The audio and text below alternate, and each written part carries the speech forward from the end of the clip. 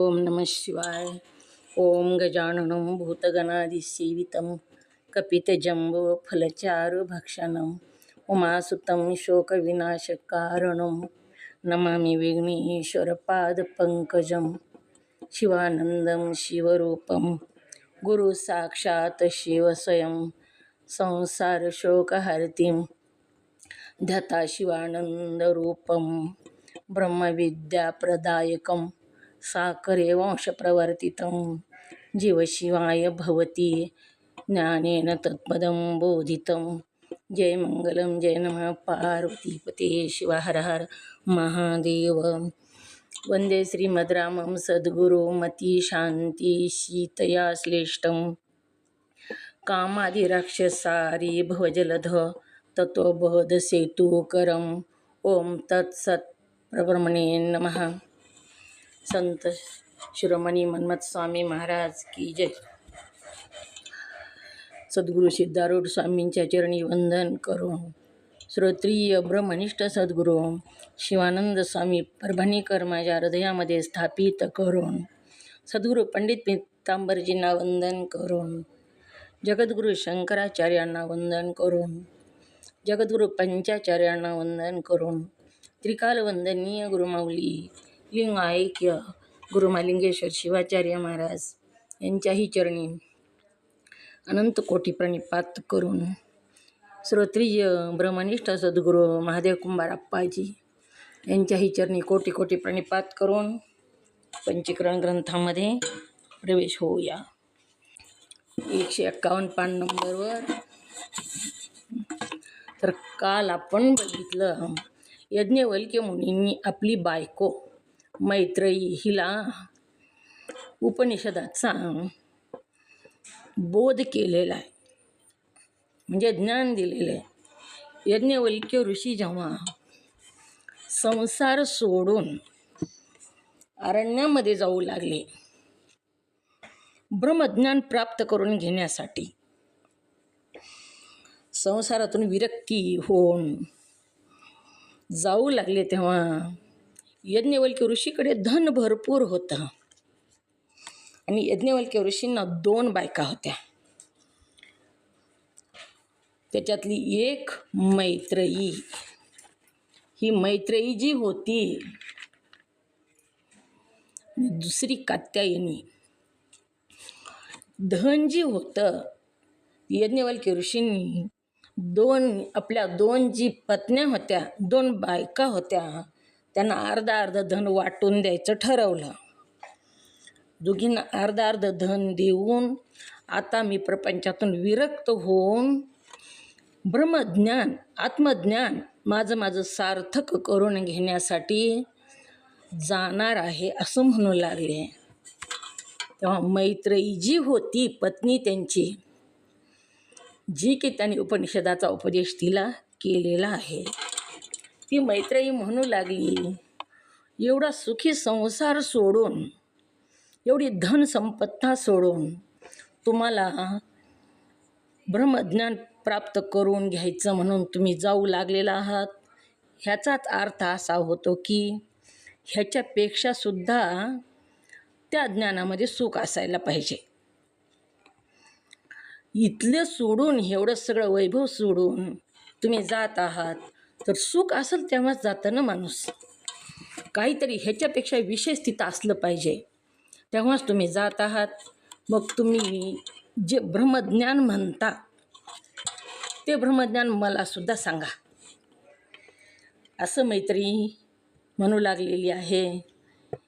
आणि यज्ञवल्क्य ऋषींनी मैत्रेयीला ब्रह्मज्ञान सांगितलं आणि कात्यायनीला सर्व धन देऊन टाकलं. मैत्रेयीनं धन घेतलेलं नाही. ती म्हणू लागली, मला तुमच्याबरोबर यायचे, ब्रह्मज्ञान प्राप्त करून घ्यायचे. आणि तेच ब्रह्मज्ञान मैत्रेयीनं प्राप्त करून घेतलं. तीच उपनिषदाच्या मैत्रेयी ब्राह्मण्यात याचप्रमाणे उपदेश केला आहे. या ब्रह्मज्ञानाचा उपदेश केला. ब्रह्मज्ञान म्हणजे आत्मज्ञान. आत्मा म्हणजे ब्रह्म, ब्रह्म म्हणजे आत्मा, एकच आहे सगळं. जसं आडातलं पाणी जरी तांब्यात घेतलं तरी पाणीच आहे आणि आडात आहे तोपर्यंत सुद्धा पाणीच आहे. ब्रह्म कशाला म्हणावं? ओम नमः शिवाय.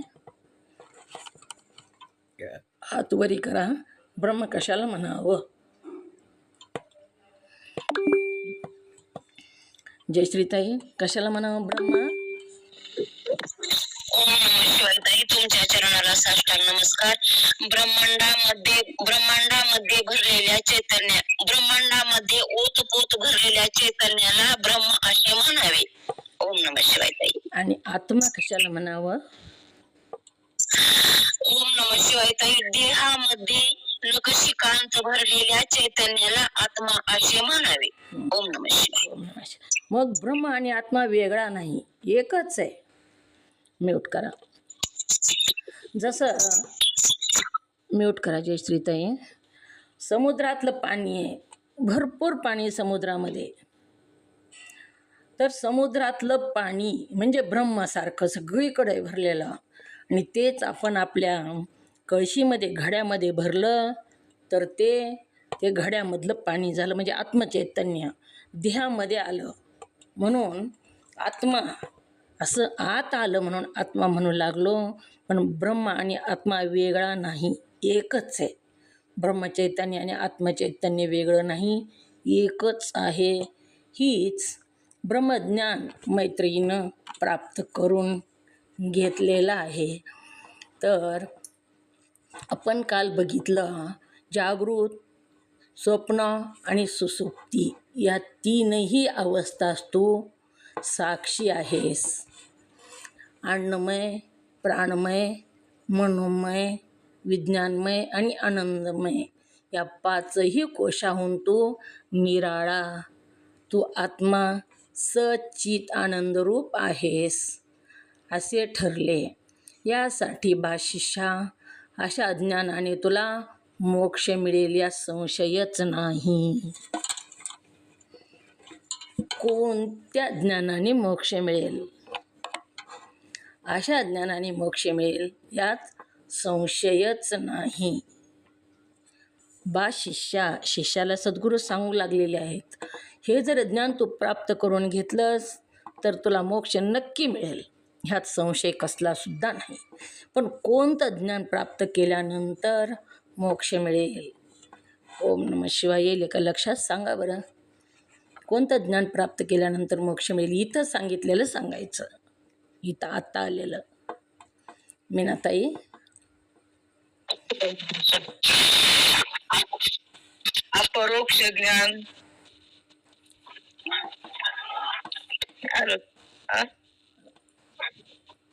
आत्म्याच्या अपरोक्ष ज्ञानानेच मोक्ष प्राप्त होते. ओम नमः शिवाय ताई. अपरोक्ष ज्ञान कशाला म्हणावं? अपरोक्ष म्हणजे आत्म्याचं ताई. ओम नमः शिवाय. म्यूट करा. तर स्थूल, सूक्ष्म आणि कारण, म्यूट करा, या तीनही देहाचा तो दृष्टा आहेस.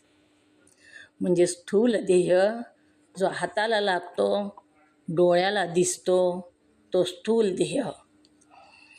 सूक्ष्म देह जो हाताला लागत नाही, डोळ्याला दिसत नाही.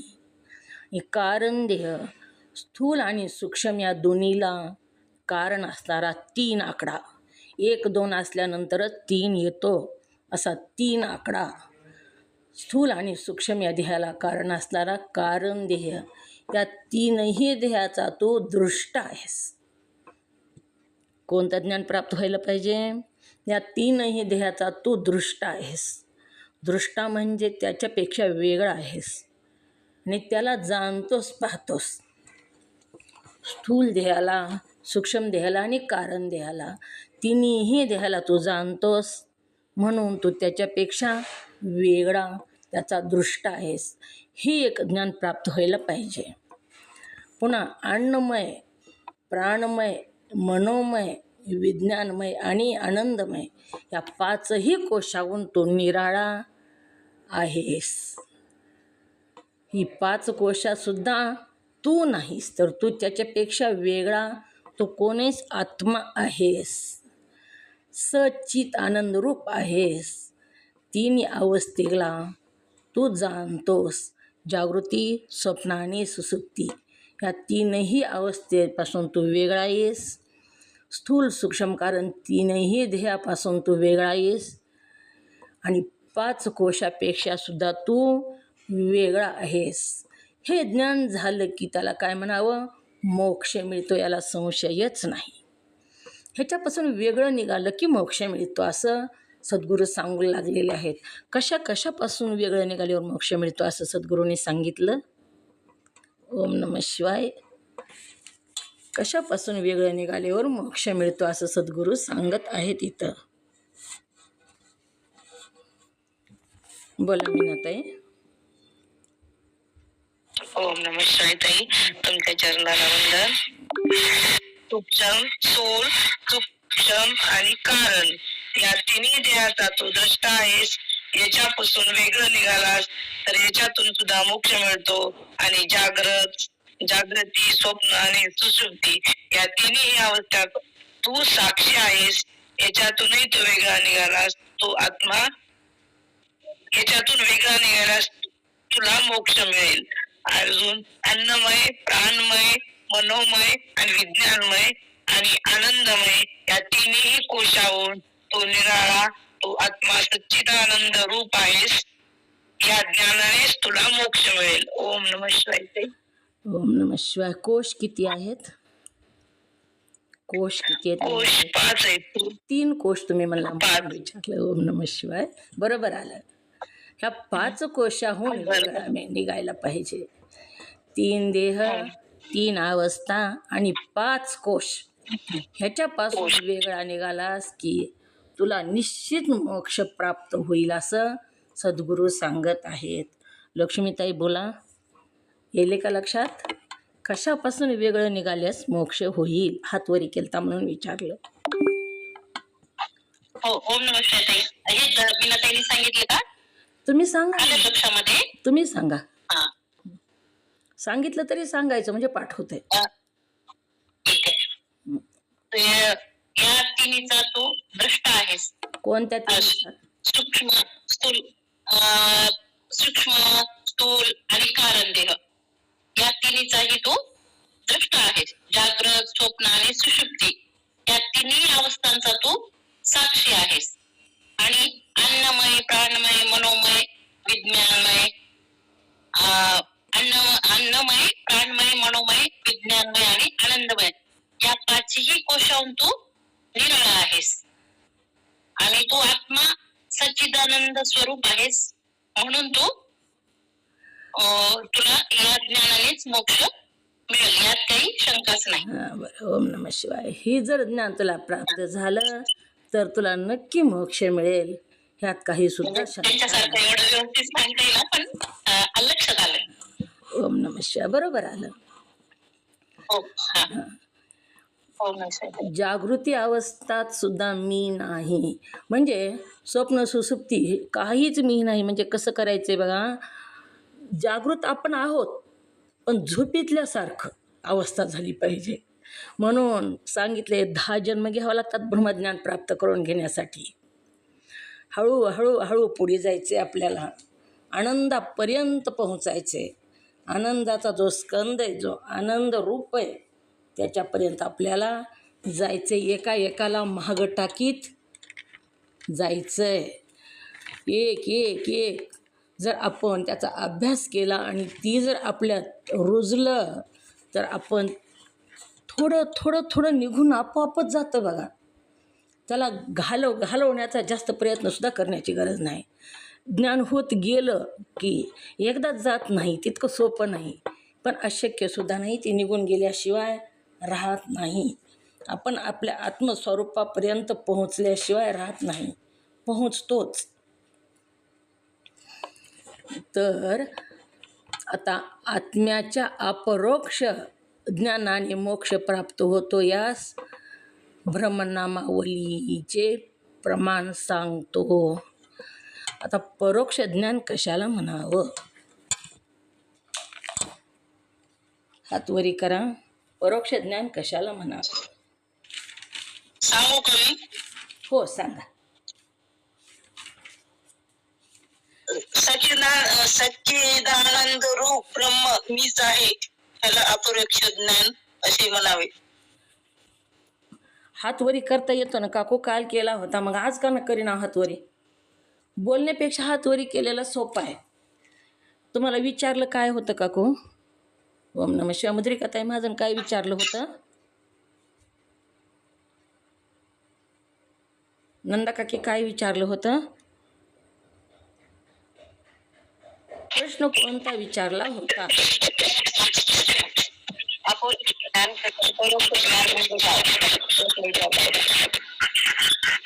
त्यांनी काय सांगितलं? उत्तर कोणतं दिलं? परोक्ष ज्ञान विचारलं, अपरोक्ष ज्ञानाचं उत्तर दिलं त्यांनी. काकू परोक्ष ज्ञान कशाला म्हणावं?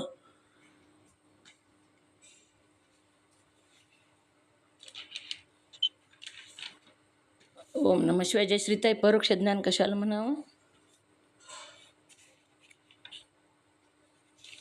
परोक्ष ज्ञान आणि अपरोक्ष ज्ञान, ज्ञान दोन प्रकारचं सांगितलं.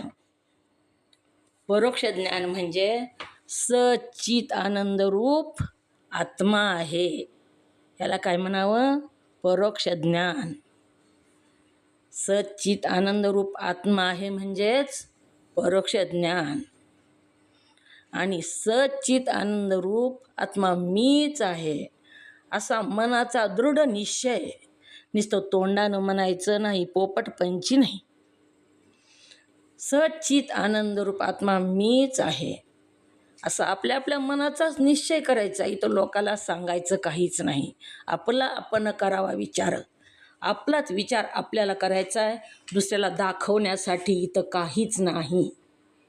मग सच्चित आनंद रूप आत्मा मीच आहे असा जो मनाचा दृढ निश्चय, याला काय म्हणावं? अपरोक्ष ज्ञान. आणि सच्चित आनंद रूप आत्मा आहे, याला काय म्हणावं? परोक्ष ज्ञान. कशाला म्हणा अपरोक्ष ज्ञान जयश्रीताई? ओम नमः शिवाय ताई. सच्चित आनंद आत्मा मीच आहे असा मनाचा दृढ निश्चय, याला म्हणावे परोक्ष ज्ञान. आणि अपरोक्ष? ओम नमः शिवाय. म्यूट करा. बरोबर म्यूट करा. सच्चिदानंद. म्यूट करा. बरोबर सांगितलं का मीनाताई? मीनाताई बरोबर सांगितलं का उत्तर? नाही ताई. मग काय उत्तर आहे? परोक्ष ज्ञान कशाला म्हणावे? सच्चित आनंद आत्मा मी आहे याला परोक्ष ज्ञान म्हणावे. आणि अपरोक्ष ज्ञान सच्चित आनंद आत्मा मीच आहे असा दृढ निश्चय करणे, याला अपरोक्ष ज्ञान म्हणावे. तुम्ही तसंच सांगितलं ना त्यांच्यासारखंच. परोक्ष ज्ञान कशाला? हा सांगा, पुन्हा सांगा. आता तू सांगितलं परोक्ष ज्ञान सच्चित आनंद आत्मा, त्याला नुसतं आत्मा सांगितलं, मी ते लिहून घेतलंय. मी नाही त्याच्यात घालायचं. मी आलं की अपरोक्ष आलं. सच्चित आनंद आत्मा आहे, सच्चित आनंद रूप आत्मा आहे, ह्याला काय म्हणावं? परोक्ष ज्ञान. आणि सच्चित आनंद रूप आत्मा मीच आहे असा मनाचा दृढ निश्चय, याला अपरोक्ष ज्ञान असं म्हणावं. बोला बरं, काय सांगितलं, काय लिहिलं? ओम नमः शिवाय ताई. थोडं समजून लिहून घेऊ द्या ताई. परोक्ष ना अपरोक्ष काही कळत नाही, लिहून घेतात, सांगा तुम्ही. परोक्ष ज्ञान सच्चित आनंद रूप. ब्रह्म म्हणलं होतं. ओम नमः शिवाय. सत मी ब्रह्म म्हणले ते, म्हणून चुकलं का माझं? तुम्हाला परोक्ष ज्ञान विचारलं, तुम्ही अपरोक्ष ज्ञान सांगितलं.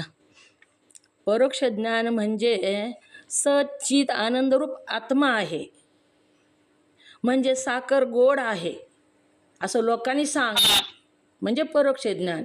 आणि खाऊन बघणं म्हणजे अपरोक्ष ज्ञान. हे दृष्टांत आहे. दृष्टांत पण लिहून घ्या, पण लिहा आधी. परोक्ष ज्ञान सच्चित आनंद रूप आत्मा आहे, ह्याला परोक्ष ज्ञान असं म्हणावं.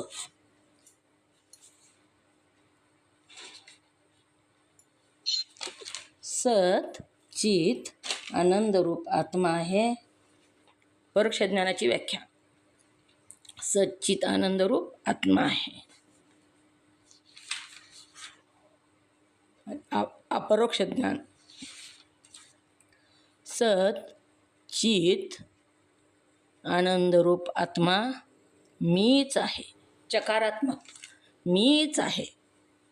स घालायचं मधी म्हणजे निश्चय होतो.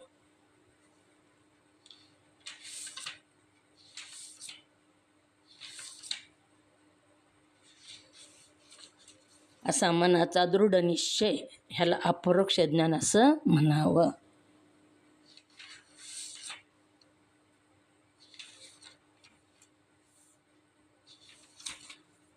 काय लिहिलं? सच्चित आनंदरूप आत्मा मीच आहे असा मनाचा दृढ निश्चय ह्याला अपरोक्ष ज्ञान असं म्हणावं.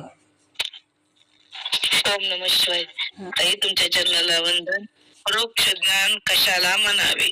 सच्चित आनंद रूप आत्मा आहे, त्याला परोक्ष ज्ञान असे म्हणावे. अपरोक्ष ज्ञान कशाला म्हणावे? सच्चित आनंद रूप आत्मा मीच आहे असा मनाचा दृढ निश्चय याला अपरोक्ष ज्ञान असे म्हणावे. हां, बरोबर आलं. नंदाताई पाटील काय लिहिलं? ओम नमः शिवाय.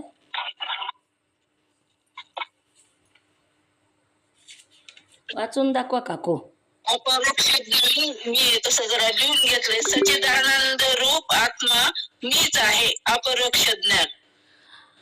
सच्चित आनंद रूप आत्मा मीच आहे असा मनाचा दृढ निश्चय असा मनाचा दृढ निश्चय याला अपरोक्ष ज्ञान असे म्हणावे.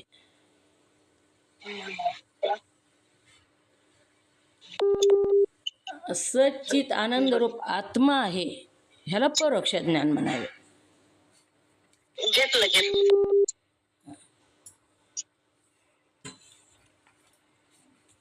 काय लिहिलं? बरोबर लिहिलं का? चुकीचं लिहून घेऊ नका, चुकीचंच पाठ होतंय. काय लिहिलं काकू? बोला, सांगा बरं काय लिहिलं ते. सच्चिदानंद रूप आत्मा मीच आहे असा मनाचा दृढ निश्चय त्याला काय म्हणावे? त्याला अपरोक्ष ज्ञान असे म्हणावे. आणि परोक्ष ज्ञान? अपरोक्ष ज्ञान असं म्हणावं. परोक्ष ज्ञान सच्चिदानंद रूप ब्रह्म आत्मा मीच आहे. दोन्ही बी मीच नाही, मी शब्द नाही घालायचा तिथं. मी शब्द घातला अपरोक्ष आलं तिथं. मी घातलं की परोक्ष नाही जात. मी म्हणजे परका झालो का? मी म्हणजे मी झालो ना. परोक्ष म्हणजे शब्दातच आहे अर्थ त्याचा. परोक्ष ज्ञान आणि अपरोक्ष ज्ञान. मी घातल्यावर परोक्ष होत नाही तर अपरोक्ष होतं. सच्चित आनंद रूप आत्मा आहे तिथं मी घालू नका. चुकीचं लिहून घेऊ नका, चुकीचं पाठवून बस. नाही घातलं म्हणण्यात चूक झाली. काय लिहिलं मग सांगा अजून एकदा. परोक्ष ज्ञानाचं सांगा, अपरोक्ष राहू द्या. परोक्ष ज्ञान सांगा काय लिहिलं. ओम नमः शिवाय. परोक्ष ज्ञानाचा दृष्टांत घ्या लिहून. साखर गोड आहे असं दुसऱ्याने सांगणे म्हणजे परोक्ष ज्ञान. साखर लाडू काही असं झालं, साखर गोड आहे असं दुसऱ्याने सांगितलं म्हणजे परोक्ष ज्ञान. दृष्टांत ही परोक्ष ज्ञानाचा. आणि साखर गोड आहे ही स्वतः खाऊन अनुभव घेऊन बघितला तेव्हा त्याचं काय झालं? अपरोक्ष ज्ञान झालं. साखर गोड आहे ह्याचा अनुभव घेऊन बघितला तेव्हा अपरोक्ष ज्ञान झालं.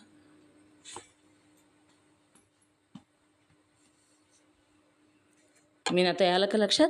दृष्टांत काय लिहिला दृष्टांत? साखर गोड आहे असे दुसऱ्याने सांगितले तेव्हा परोक्ष ज्ञान झाले आणि साखर स्वतः खाऊन पाहिली त्याला अपरोक्ष ज्ञान असे म्हणावे. ओम अनुभव नमः शिवाय. घेतला. साखर स्वतः खाऊन बघून त्याचा अनुभव, त्या गोडीचा अनुभव जेव्हा घेऊ आपण, त्या अपरोक्ष ज्ञान झालं. जय श्रीताई. ओम नमः शिवाय. काय लिहिलं? ओम नमः शिवाय ताई. पूर्ण सांगू का? हो हो परोक्ष ज्ञान अपरोक्ष ज्ञान. हो हो परोक्ष ज्ञान कशाला म्हणावे? सच्चिद आनंद रूप आत्मा आहे याला परोक्ष ज्ञान म्हणावे. अपरोक्ष ज्ञान कशाला म्हणावे? सच्चिद आनंद रूप आत्मा मीच आहे असा मनाचा दृढ निश्चय याला अपरोक्ष ज्ञान म्हणावे. उदाहरणार्थ साखर गोड आहे असं परोक्ष ज्ञान. जेव्हा आपण साखर गोड आहे त्याचा अनुभव घेतला, खाऊन बघितली, त्याला म्हणावे अपरोक्ष ज्ञान. ओम नमः शिवाय. बरोबर आहे. तर इथं काय सांगितलं? आत्म्याच्या अपरोक्ष ज्ञानानेच मोक्ष प्राप्त होतो यास ब्रह्मनामवलीचे प्रमाण सांगतो. मीनाताई वाचा श्लोक. ओम नमः शिवाय. ओम नमः शिवाय ताई, तुमच्या चरणाला वंदन. अहम साक्षितीयो विद्याद्विविच्चैव पुनः पुनः स एव मुक्तस्सो विद्वानिति वेदांत डिमडिमः. आलं का ताई? हो. ओम नमः शिवाय. अर्थ वर सांगितलेल्या रीतीने 3 देह, 3 अवस्था, पंचकोश, भोक्त आणि भोग्य इत्यादी सर्वांचे वारंवार विवेचन करून त्या 3 देहाधिक सर्व दृश्य आहेत. कितीदा सांगू लागले तो ग्रंथामध्ये सुद्धा प्रत्येक पानावर येते ती, प्रत्येक ह्याच्यात 3 देह, 3 अवस्था, पंचकोश, ह्या 3 दिवसातच कितीदा आले.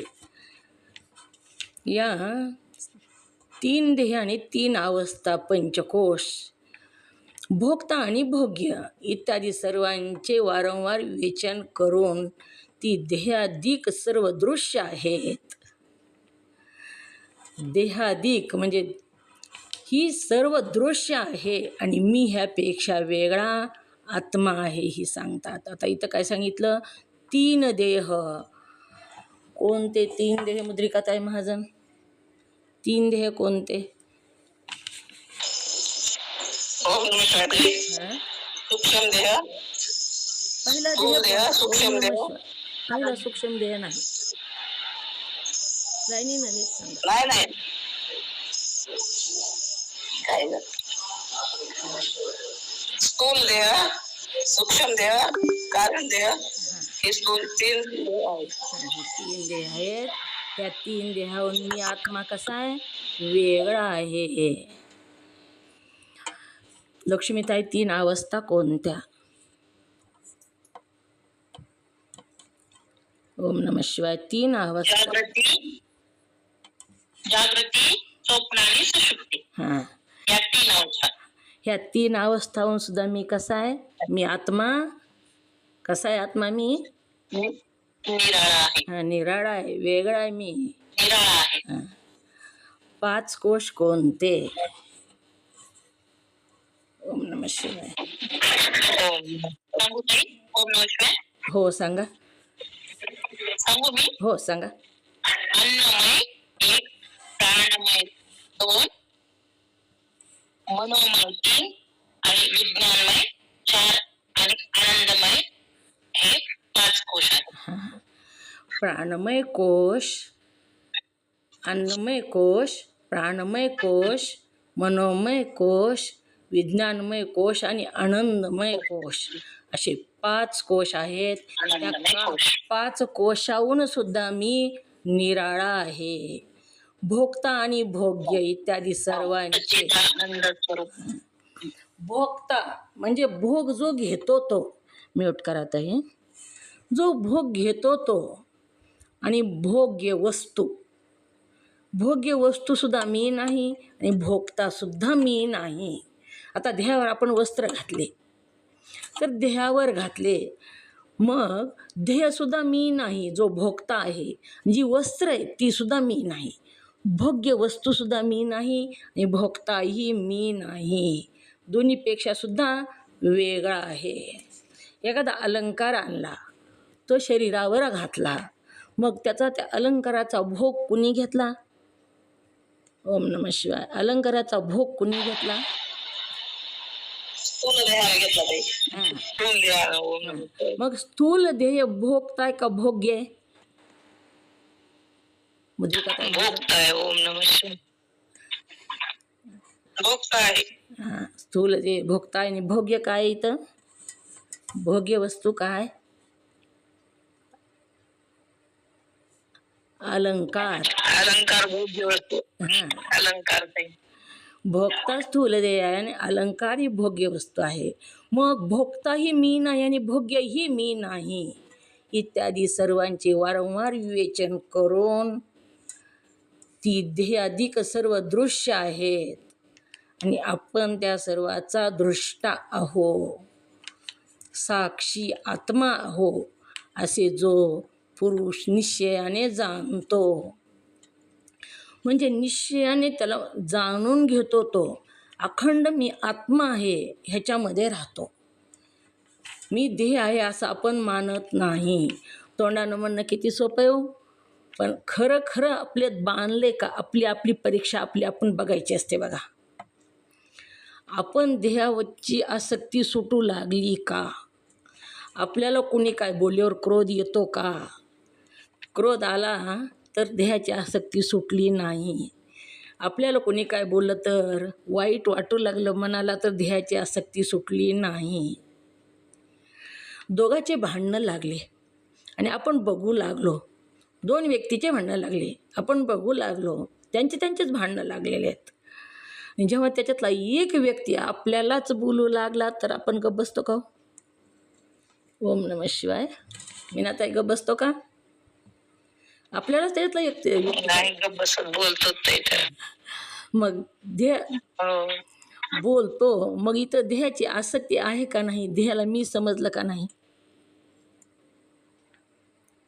देहाची हो देहाला मी समजले. देहाची आसक्ती जर सुटली असती तर ती दोन जसे दोन्ही व्यक्ती माझे नाही तसा देहसुद्धा माझा नाही असा निर्धार आपला झाला असता. ब्रह्मज्ञानी पुरुष असे वेड्यासारखे वागत असतात. त्यांना लोक वेडे म्हणतात. तुकाराम महाराजाला वेडा म्हणत होते, गजानन बाबांना वेडा म्हणत होते, कारण त्यांची देहाची आसक्ती सुटलेली होती. एखादा आपल्याला जर कोणी रस्त्याने जाताना शिव्या देऊ लागलं आणि आपण गपचीप जर चाललो तर आपल्याला दुसरे लोक काय म्हणतात, वेड आहे का काय, ह्यालाच बोलायला नि गपचीप चालले.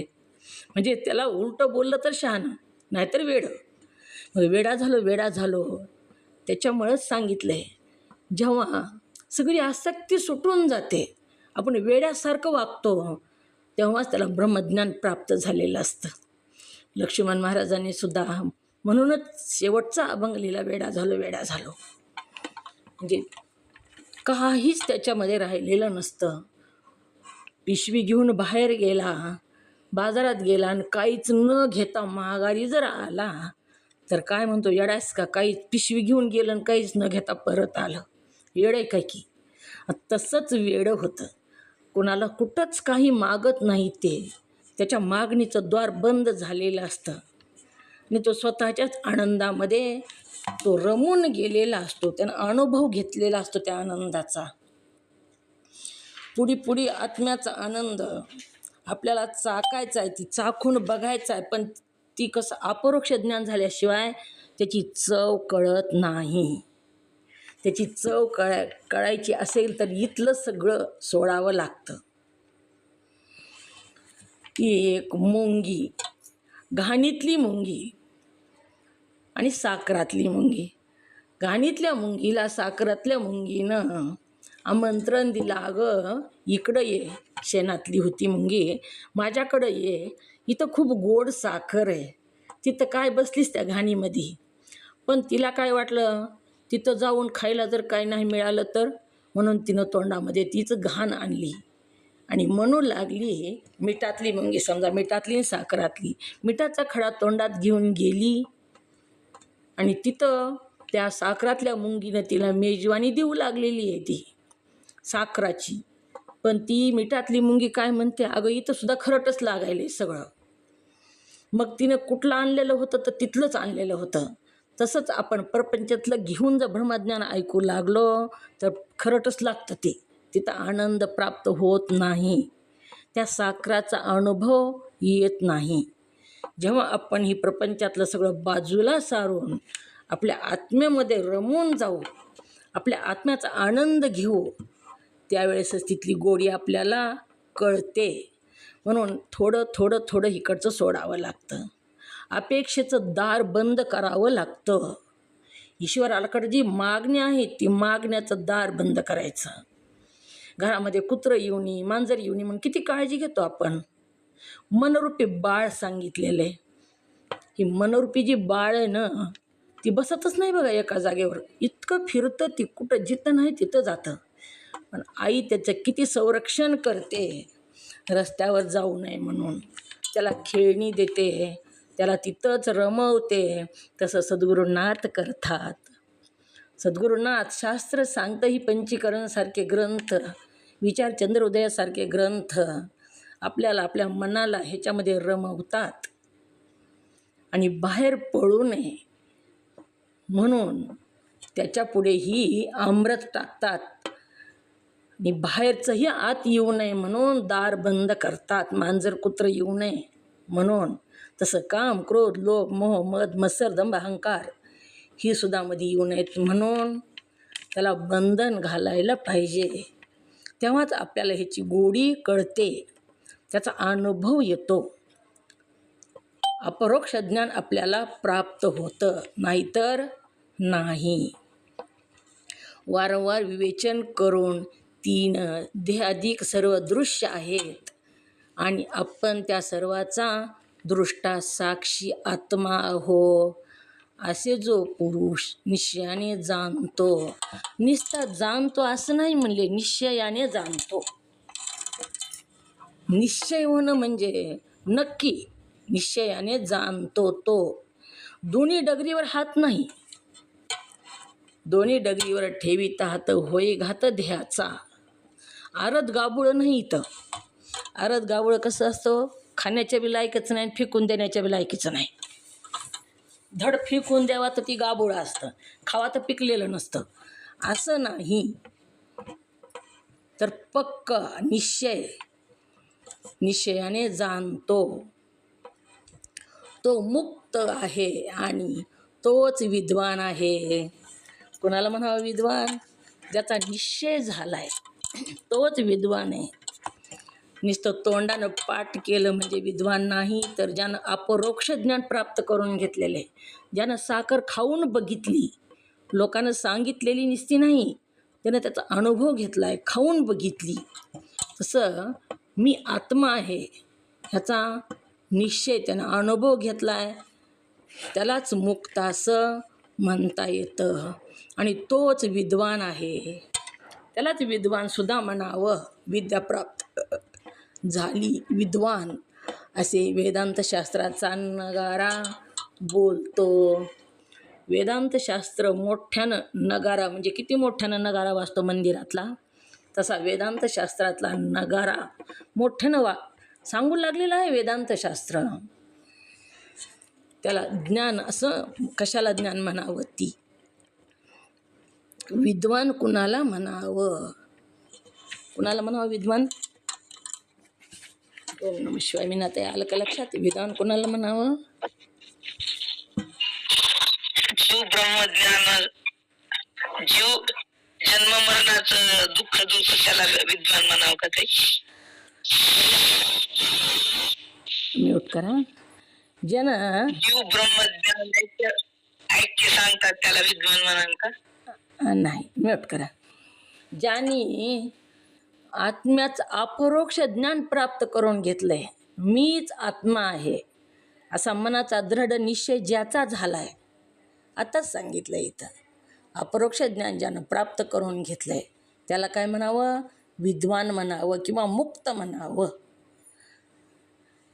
अपरोक्ष ज्ञान म्हणजे मीच आत्मा आहे असा मनाचा दृढ निश्चय ज्याने केला आहे, मी ध्येय नाही, मी स्वप्न नाही, मी सुसुप्ती नाही, मी स्थूल देह नाही, मी कारण देह नाही, मी सूक्ष्म देह नाही, मी 5 कोशातला कोणताच कोश नाही, या सगळ्यापेक्षा बाजूला निघून मी कोण आहे, तर मी आत्मा आहे.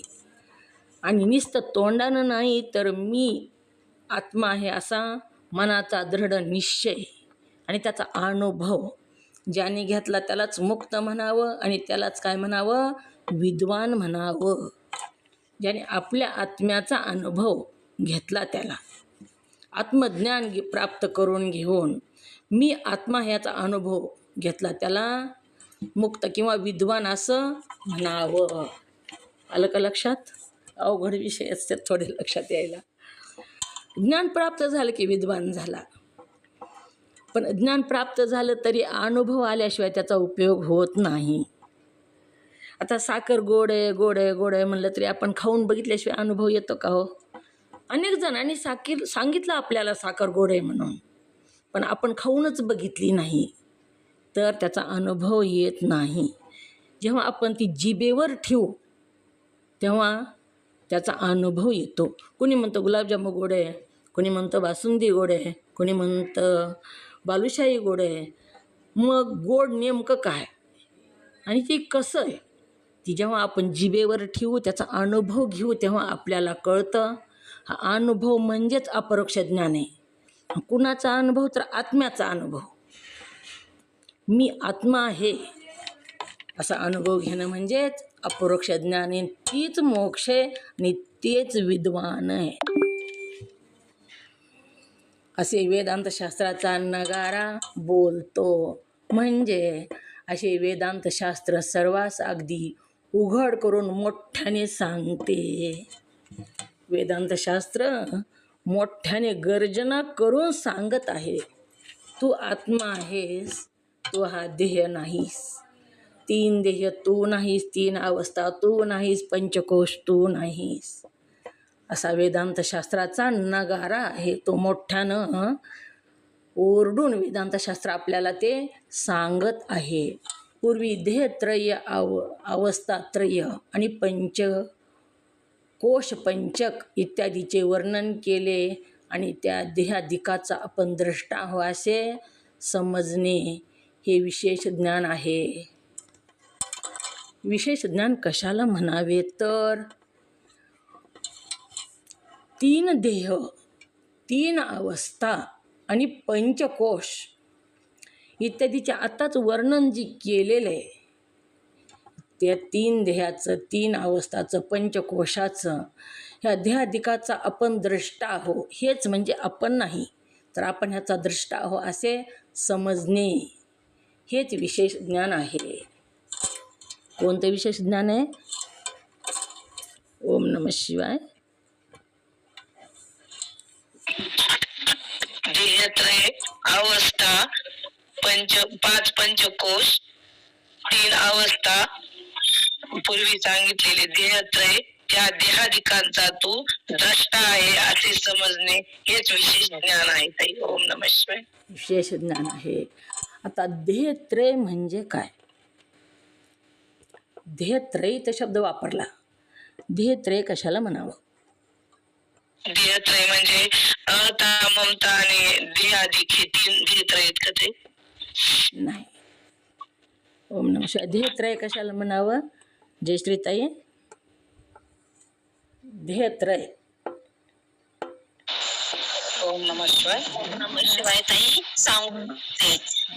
सूक्ष्म देह नंबर 1 सूक्ष्म देह, नंबर 2 स्थूल देह, नंबर 1 स्थूल देह, नंबर 2 सूक्ष्म देह, नंबर 3 कारण देह. याला देहत्रय असे म्हणावे. हां, असं लाईनीनं सांगायचं, मधातच दुसरा देह नाही घालायचा. स्थूल देह, सूक्ष्म देह आणि कारण देह, त्याला काय म्हणावं? देहत्रय म्हणजे 3 देह, स्थूल देह, सूक्ष्म देह आणि कारण देह. देहत्रय, अवस्थात्रय. हो आलं. म्यूट करा ताई. सुनीता, अवस्थात्रय म्हणजे काय? ओम नमः शिवाय. 3 अवस्था. कोणत्या? जागृत अवस्था, सुषुप्ती अवस्था, स्वप्नी अवस्था. हा. जागृती, स्वप्न आणि तीन अवस्था सुसुप्ती. म्हणजे अवस्था काय? ओम नमः शिवाय. काय म्हणले? हे तीन अवस्था म्हणजे अवस्थात्रय. हा. देहत्रय म्हणजे 3 देह, अवस्थात्रय म्हणजे 3 अवस्था आणि पंचकोश म्हणजे काय? पंचकोश कशाला म्हणावं? हँडरेस करा. सांगू का? हो सांगा. नंबर 1 अन्नमय कोश, प्राणमय कोश. नंबर 2 प्राणमय कोश. नंबर 3 मनोमय कोश. नंबर 4 विज्ञानमय कोश आणि 5वा आनंदमय कोश. याला पाचवी कोशातला पंचमय कोश असे म्हटले आहे. हां. कोश पंचक असं म्हणतात. बरोबर आलं. म्हटलेलं आहे. बरोबर आलं. तर पूर्वी देहत्रय, अवस्थात्रय आणि कोश पंचक इत्यादीचे वर्णन केले आहे. आलं का लक्षात? मीनाताई, देहत्रय प्रश्न विचारला होता तुम्ही. ओम नमः शिवाय. तर कोश पंचक इत्यादीचे वर्णन केले आणि त्या ध्यादिकाचा आपण द्रष्टा आहो असे जे समजणे तेच विशेष ज्ञान आहे. मग आता हे दृष्टा कशाला म्हणावे? लक्ष्मीताई, दृष्टा कशाला म्हणावे? ओम नमः शिवाय. लक्ष्मीताई बोला. मीनाताई थांबा, तुम्हाला येते. म्यूट करा. लक्ष्मीताई बोला. दृष्टा कशाला म्हणावे?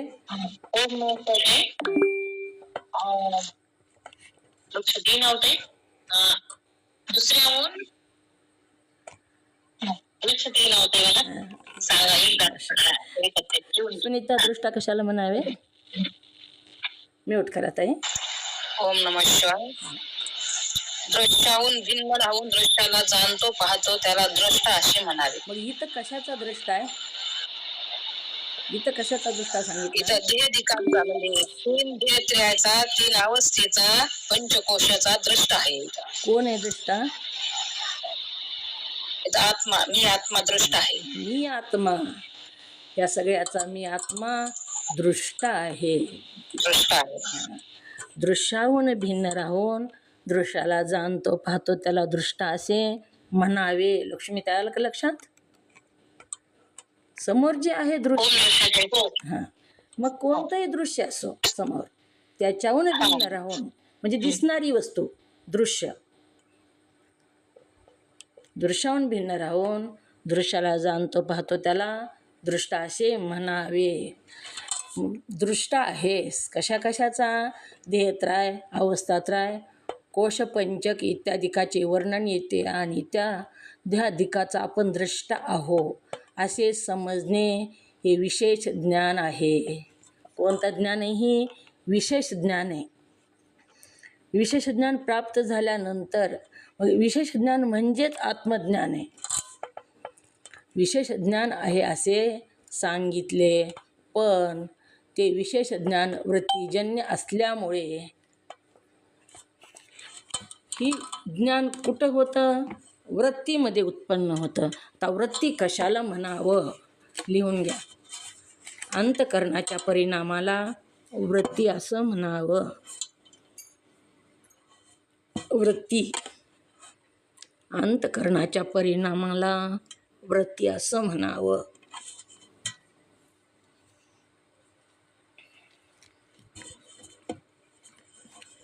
ओम नमः शिवाय लिहिलं का? सुनीता लिहिलं का? वृत्ती लिहिलं. ओम नमः शिवाय. काय लिहिलं? अंतकरणाच्या परिणामाला वृत्ती असे म्हणावे. हां, मधुलिकाताई महाजन काय लिहिलं? महाजन ताई काय लिहिलं? अंतकरणाच्या परिणामाला वृत्ती असे म्हणावे. हां, हे ज्ञान वृत्तीजन्य आहे. ती कसं? उद्याच्या पाठात बघू. आपला वेळ झालेला आहे. झालेली सेवा सद्गुरूंच्या चरणी समर्पित, तुम्हा सर्व मोक्ष साधकांच्या चरणी समर्पित. जे मुखातून योग्य शब्द बाहेर पडले ते गुरुमाऊलीचे, जे अयोग्य शब्द बाहेर पडले ते वाणीचा दोष. सर्वांच्या चरणी वंदन.